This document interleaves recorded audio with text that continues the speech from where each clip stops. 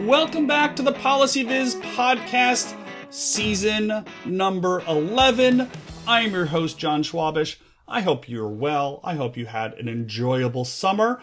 Into fall here in the US, the leaves are still green, but the kids are out of the house for just a little bit of the day, so I can get some work done, which is very nice. So, back to the podcast, pulling a lot of stuff together. I've got some great folks lined up to teach you and help you create better, more effective, clearer data visualizations, presentations, social media posts, reports, briefs, blogs, whatever you are creating where you want to communicate your data, your analysis, your research.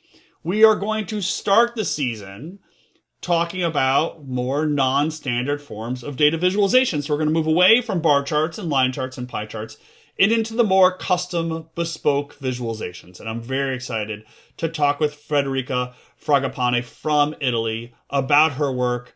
If you're in the field of data visualization, you have seen her stuff. Even if you are not enmeshed in the field, you've probably seen her stuff. You may not even know that you've seen her stuff.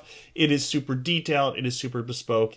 It is beautiful. It is lovely. It is informative. Now, before we get over to the interview, I would be remiss if I did not start off this season by asking you for a quick favor. If you would, please rate or review the show on your favorite podcast provider, be it Spotify, be it iTunes, wherever you listen to this podcast. If you would be a dear and please just click those 5 stars or write a quick review, I would really appreciate it. And if you don't want to write a review, if you don't want to leave a rating for the podcast, maybe you could do that for one of my books over at Amazon. Yes, all of these things help.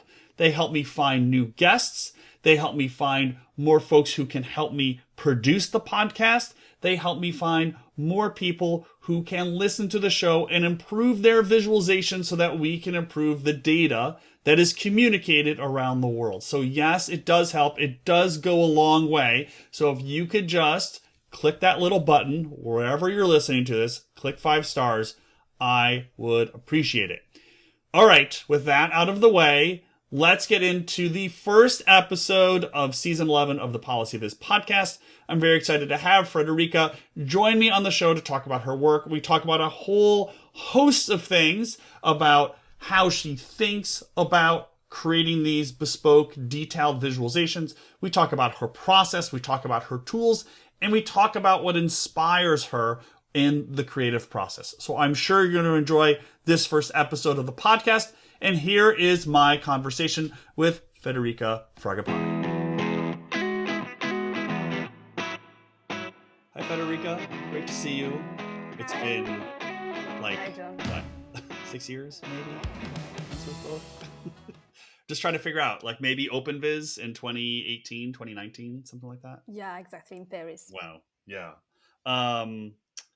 So it's been a while. So I've been obviously watching your work with admiration and a little bit of envy and how beautiful and amazing all of your stuff is. So I wanted to chat with you about your process and your projects and just how you think about everything. So maybe for folks who aren't aware, we can start with just like introduction, like how you got to where you are now and where and the sort of work that you're doing and maybe some of the folks that you're working with.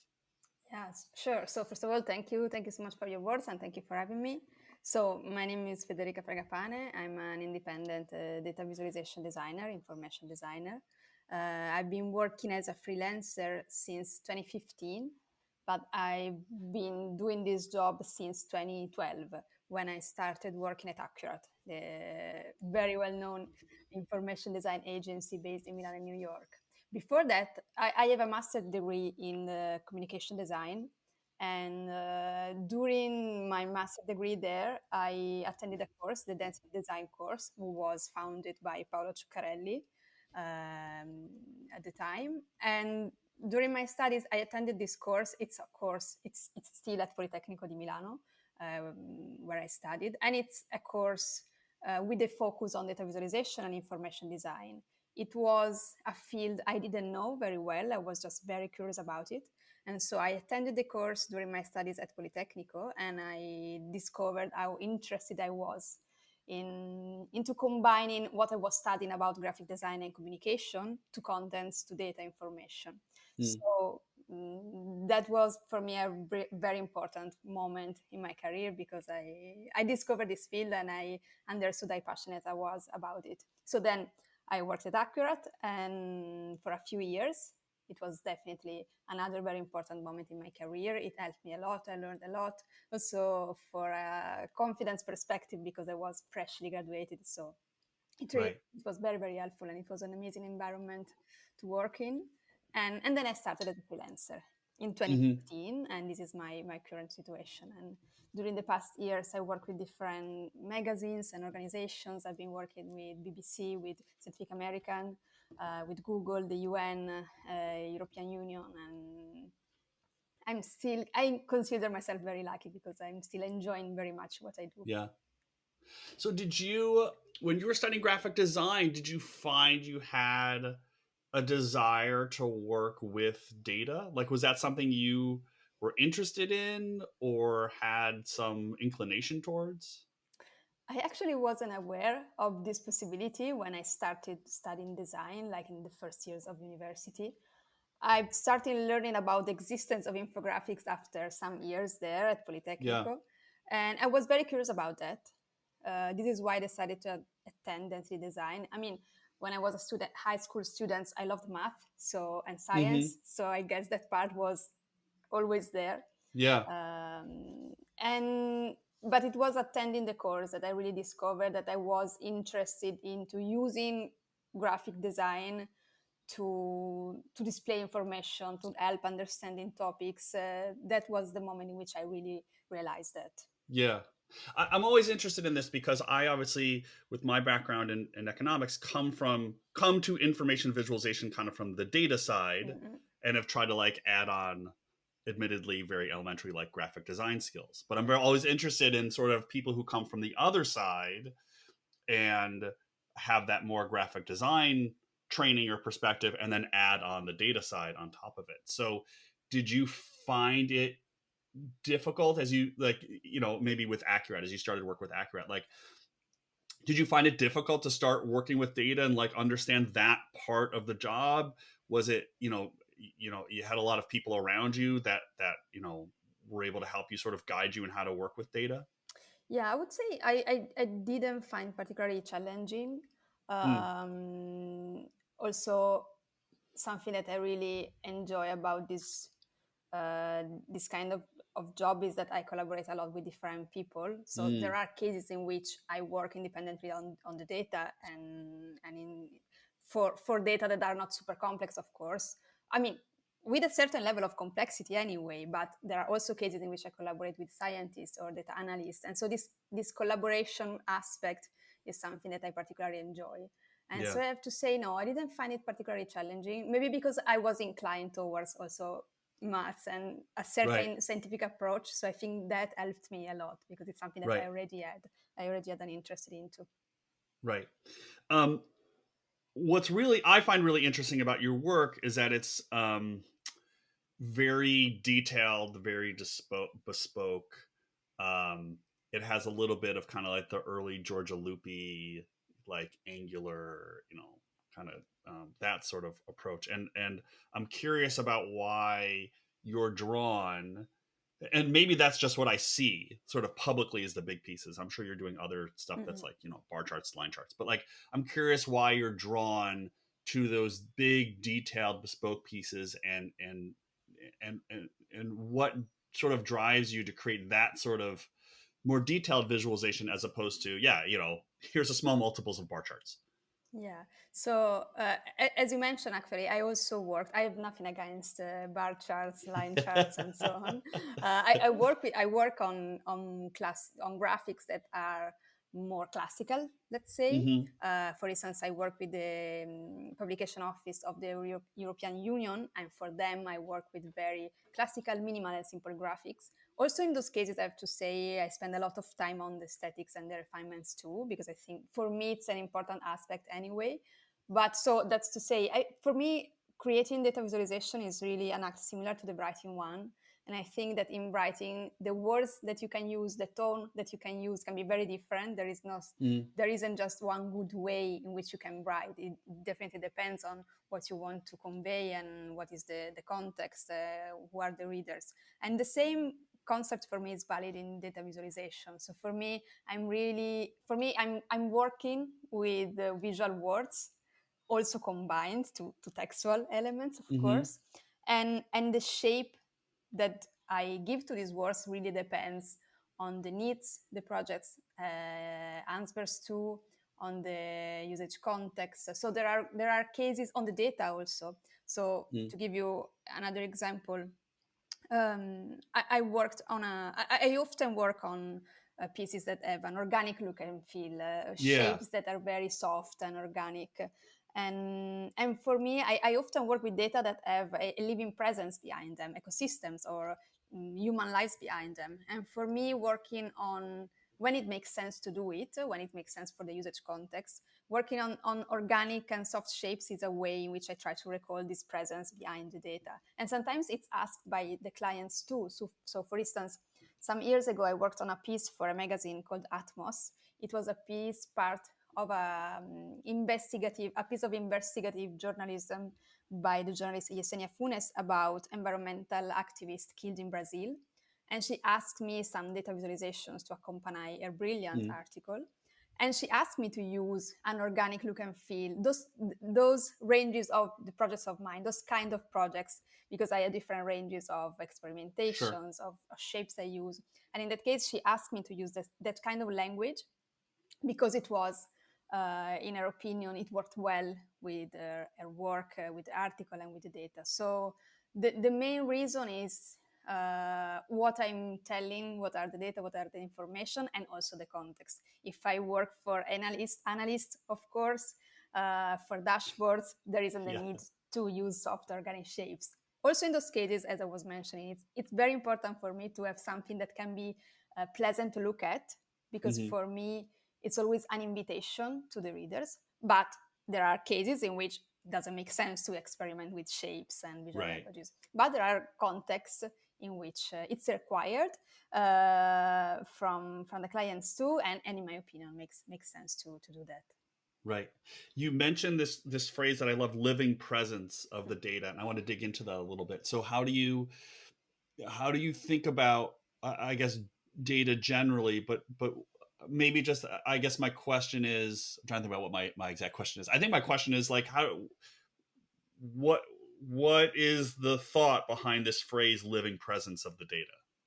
So there are different layers of presence. So first of all, the stories. The easiest one, the stories that the data tells. So I often work on data which have human stories behind them, or ecosystems, living ecosystems, the environment. And in that case, this is the presence, the living presence I'm referring to. But as also Giorgio Lupi and Mona Shalabi and many other designers and authors have been telling, data aren't neutral creatures at all. There is always a presence behind them. This is the second layer, the second level of presence, because inevitably they have people behind them, they have human choices behind them, and then when there is an algorithm, of course, there is a presence behind the algorithm too. And so for me, when I can, it's always important to in some way to try to relieve this presence, to showcase this presence. Also working on shapes that are not necessarily always geometrical and perfect, but working on imperfect and soft shapes, for me, it's a way to try to, in a more or less subtle way, to declare this. Yeah, it's interesting in some ways to hear you talk about that, because one of the things that I observe about your work is exactly as you obviously mentioned. Like, I mean, just thinking about, like, in my head, your Instagram feed right now, like, it's a lot of like flowers and trees and those sorts of organic shapes. But what I don't see a lot in my memory, of course, is a lot of like icons of representing people or communities. And I'm curious about that, because I struggle with this. If I think about trying to represent people, like, icons are a very powerful way, because you see this image of a person rather than an abstract, bar or circle. But on the other hand, there's this challenge with sort of representing people accurately, to reflect the diversity that's in the data. And so I'm curious about your perspective on kind of, now I could be wrong, but what I sort of view is in your work, like you're using a lot of individual data with this, as I love this living presence phrase, but not sort of using icons and images of individual people. Yeah, that's true. I would say it's a personal preference. I mean, I Mm-hmm. have nothing against, again, icons, of Yeah. course. I think they can be extremely helpful. But it's just something that is pretty instinctual to me. For me, Mm. I prefer to represent this presence in a more subtle way than an Yeah. icon, for instance, with a shape that can be regular or organic. But it's just something that is very a personal approach. It's just the way in which I do it, in the way in which I find instinctual doing it, Yeah. rather than depicting them more literally. There are, Right. again, cases in which I design icons because they can be very helpful, but usually I try to represent the same feeling in a different way, Yeah. using the shape of the visual elements rather than the actual representation, if it Right. makes sense. Yeah. No, it totally makes sense. It's just curious to me how different, people approach these designs. Um, so you have these um, organic flowing, fairly not fairly, in many cases very detailed visualizations, and I wanted to ask how you think about how the reader navigates their way through it and how you try to facilitate that navigation. Yeah. So first of all, there is a concept that I already mentioned, that is the aesthetics as an invitation. So I work with care on the aesthetics of my pieces, also for the ones that are more classical or simpler. For me, working with care on the aesthetics of the visualization is really an invitation to the readers, an attempt to invite them to delve into my projects and looking into the data, hoping that it can be a pleasant experience, even if the data are not pleasant at all, Mm. sometimes. So this is the main, the first step. I try to catch their attention through the aesthetics of my visuals. And then, of course, there is the legend, the key that for me is essential. I really spend a lot of time designing the legends. It's one of the Yeah. parts that it's more important to me. I work with them with extreme care. I test them a lot. I always Okay. say that I send them to my parents because they are not data visualization experts, they are not journalists, they are not part of these fields. So for me, it's very important to listen to their feedback. Also to exit from my bubble, my workflow, Right. and to have feedback from somebody who has never seen the project before. It's super important and helpful for me. So the legend is the bridge between me and the readers. Also, the short text that accompany the visualizations are very important. I really think that I really believe in the importance of combining visual representations to simple, short text that can accompany the reading, because we are not at that level of data literacy, and I cannot take for granted that an average user can look at the graphic, even the Mm-hmm. simplest ones. Of course, this is even more important for the very complex and detailed and experimental Right. ones. And then I often work with pieces that are explorative. So I'm not necessarily trying to prove a point, but the idea is just to let people explore the data Mm-hmm. and find their own insights and focus on the aspect they are more interested into. Right. Have you found over time that your parents are more data literate, given that you like, if you like constantly show them things, like have you found that they like it's easier and easier for them to navigate through? Yeah, of course they are. In fact, they Yeah. are not as good as testers, let's say, at the Yeah. beginning. Right. Yeah, yeah, Yeah. no, of course, yes. But still, I mean, of course, when I work on my projects, I have feedback from the clients. So, Right. Sure. but I still believe that the opinion of somebody who has never seen the project, uh, it's very important. But yes, of course, I noticed that they are very, Yeah. now for them it's definitely easier. But it's Right. interesting too. I mean, yeah. Yeah. No, it's just kind of funny as we think about, the sort of whole separate field of data literacy and numeracy, how, you know don't think you need science to back this up, as people are exposed more to seeing visualizations or data. They're just better at it. And it's sort of funny when, I hear this a lot. People are like, oh, show it to your mom, your dad, your friend who's not a data person. But like, the more you show to these individuals, the better they are at it. And like you said, they become worse at being your testers. So that's a challenge. So I'm sure folks are wondering about your process, both in terms of how you go from conception to final project and sort of the practical, like what tools you use, but also in sort of your conception of before you get into trying to build that final project, like how you get to that point. So it's sort of a two-part question. We can start with maybe the conceptual part of how you sort of like build it out in your head and then get before you get to like the computer part. But then I'm sure folks are interested in what tools you're using, because I'm sure there are folks out there who are curious about that. Yeah, sure. So of course I work on very different kind of projects with different complexity, but usually of course the first thing that I do is looking at the data, but before that, what I do constantly is saving images, looking for inspiration, saving images on Pinterest or Instagram, or when I go to a museum, or when I see something, a leaf with a shape that I enjoy particularly, I just take a picture of it. I mean, for me, it's really important to create this constantly updated catalog of images that in some way speak to me. In fact, I coming to the other question about the icons, I don't necessarily think that using organic shapes is the only way to talk about living presence behind the data. It's just the way in which, for me, it's instinctual to do it. And also when I look for inspiration, I look for inspiration and I save images that in some way speak to me. And this is what helped me, I think, in creating my own style. And it's just a very personal perspective. Yeah. And so I have this collection of images and I try to update it, not necessarily when I have to start a new project.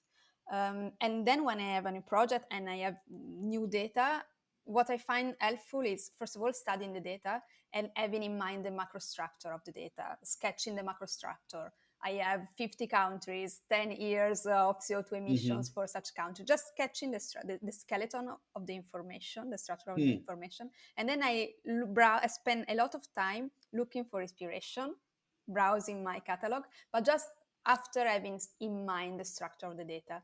In this way, I can find elements, visual elements, that can talk to the data that I'm working with, that in some way can create a dialogue with the data, with the structure of the data I'm working with. And I often save images that are not necessarily data visualization projects, even if, of course, I really enjoy being updating on what my colleagues are doing and something that I'm very interested on. But when it's time for visual inspiration, I really enjoy saving images that are not related to the words of data visualization, but it can be a cliche, the words of nature, of art, illustrations, graphic design in a broader sense. And this helps me in trying to find new visual languages that can help me for the data that I have. So I don't want necessarily to force the data for an image I found and that I enjoy, but it's like a mixture. They have to work in parallel to me. Right. Okay. I gotcha. Yeah. And so then I start sketching, very ugly sketches on my notebook, and then there is the tool phase. So you are pen and paper, or do you sketch on an iPad? No, pen and paper. Yeah. Pen and paper. Yeah. Okay. So you have like this huge collection of colored pencils and markers, or are you like you have like black and white? You're just getting things on paper. Yeah, I'm boring. Just black and white. I mean, every time I talk to a designer, I always like have this image of this like amazing bookshelf of amazing pens and markers and paints and stuff. But it sounds like it's just you have what I have, like a cup full of pens. So yeah. Okay, so before we get to the computer part of building, on the data part, are there tools that you use? Because a lot of the projects you use are not like, they're not like a simple singular table that you could sort of look at and just like imagine. Like, are there tools that you're using to explore the data? No, I just use Excel or Okay. Google Spreadsheet, and sometimes I work with data analysts. And in Okay. that case, though, they work on the data, and then we talked about them. Okay. And so you're just sort of visually exploring the data to try to get a sense of, this column is in dollars, this is Mm. percentages, this observation looks like it's way bigger than the others, but it's sort of just a visual kind of trying to get a feel of the data. Yeah, and to do that, I use row graph a lot. Okay. This is the tool that I use not only for my final representations, but also to start exploring the data and seeing how it behaves. Gotcha. Okay. So you've got your sketches and you've got your, what I imagine is kind of an amazing collection of photographs and links. And so now you're into the computer. So what are sort of the suite of tools that you use to build your projects?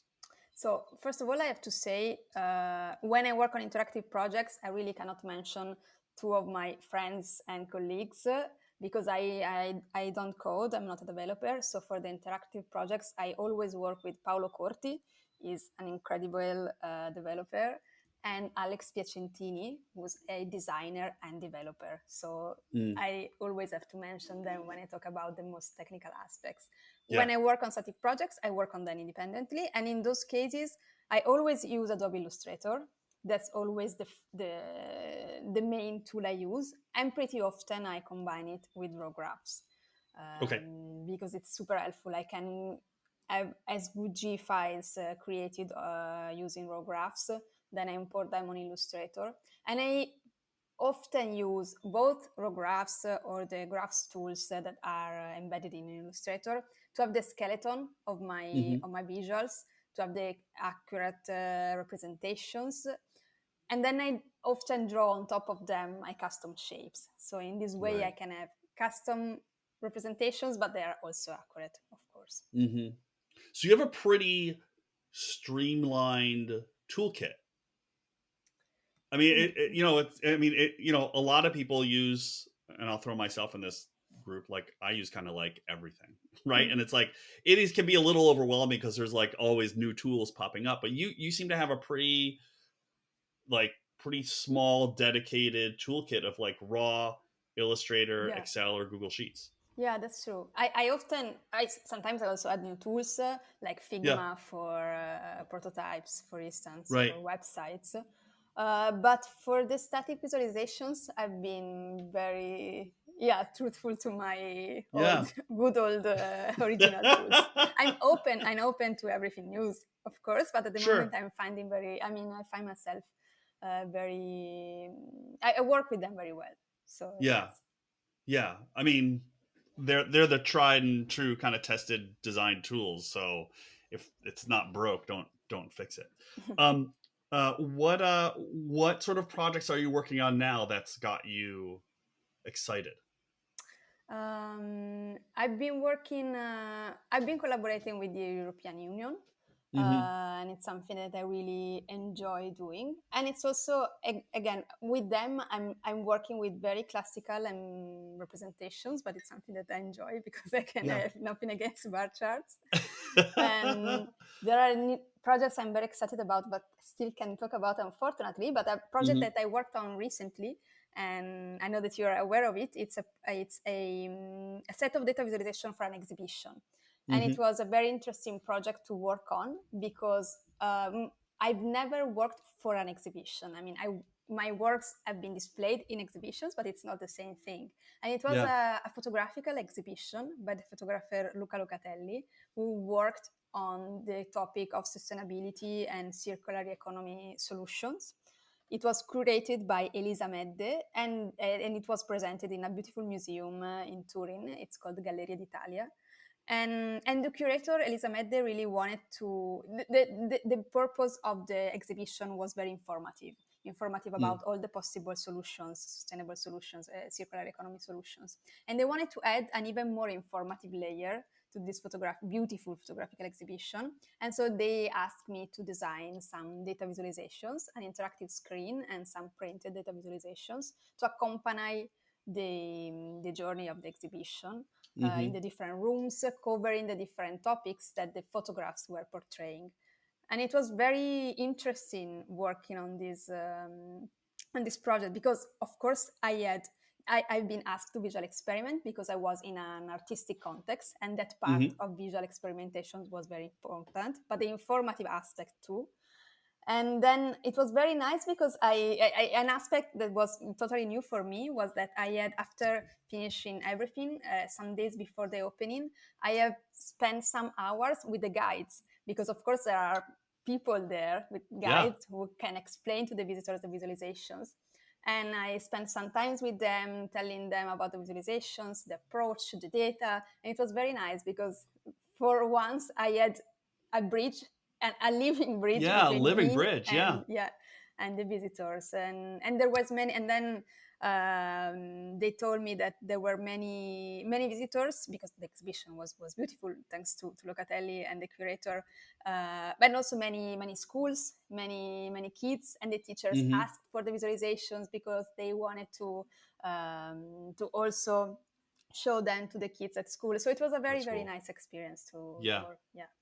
So I've seen we've talked about that, or we emailed about that project in the past because I'm curious on the sort of museum exhibition space of DataViz, but I'm curious, at least from the pictures, they look like very large, kind of Yeah. poster size uh, visualizations, and I'm curious whether that size caused any change in your process, or whether it was freeing because you had so much space, or whether it was more difficult because you're like, how do I fill all this space and make it interesting? Like, did the size impact your process at all?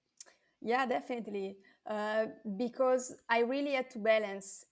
Having more space didn't mean that I could have something that was definitely more complex of my usual visualizations. Also Right. because everything was in double language. This was challenging because I had Oh, to Italian and English, so right. I had to dedicate a lot of space to the double language. Right. And also seeing something looking at a visualization in a magazine, it's very different from looking at it on a museum. So for instance, I did a lot of print tests to see, to check the readability, the font size. It was very important. The height of the different texts, it was very Right. important that they could be accessible. But then, and I did a lot of tests at home.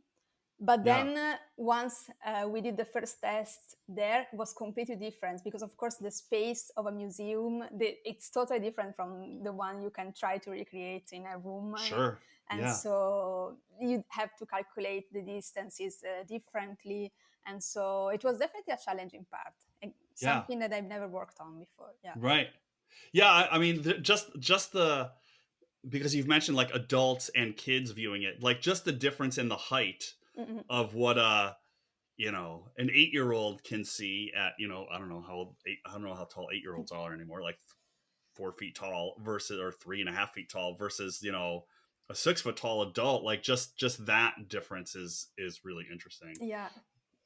In fact, Did for you? me, it was Yeah. important to have the text, the explanatory text, always in the same positions and at a height that couldn't be too challenging. So they were always at the bottom of the visualization, so that Mm-hmm. because it would be challenging for some people if it was too Right. high, for instance, in the Right. poster. And for the text itself, thinking about these kind of two different groups, adults and just generally adults and kids, like, how did you think about the writing itself? I mean, you've done a lot of magazine work, so I suspect that comes pretty natural to you to sort of write for a broad audience. Yeah, Is that similar? I really enjoy also writing, but in that case, with the curator, we decided that all the texts that were within the visualizations needed to be very, very simple and very minimal. Mm, there wasn't the need for poetic text within the Mm-hmm. visualization. Right. My effort was on explaining the data, the units of measures, because sometimes the units of measures weren't so easily to understand for everybody, the source, the kind of information, and then the text of the exhibition that also mentioned the visualizations were the most poetic and evocative Yeah. ones. So this was the Yeah. decision that we made. Yeah. That is really interesting. So thanks for coming on. Before I let you go, where can folks find you and view your work and connect with you? So on Instagram, Frederica Fragapane, not an easy name, I know, even for the Italian people. For the non-Italians, yeah. But it's difficult for the Italian too. So and also on Behance, you can find my online portfolio at Frederica Fragapane. Okay, so I will put links to your Instagram feed and your Behance feed on the show notes so people can go take a look at your work and connect. Federica, it was great to chat with you. Thanks for coming on the show, and I'll look forward to the next pictures of the next museum installation because I'm just excited about that stuff. So thanks again. I appreciate it. Thank you so much. And thank you for having me. It was my pleasure.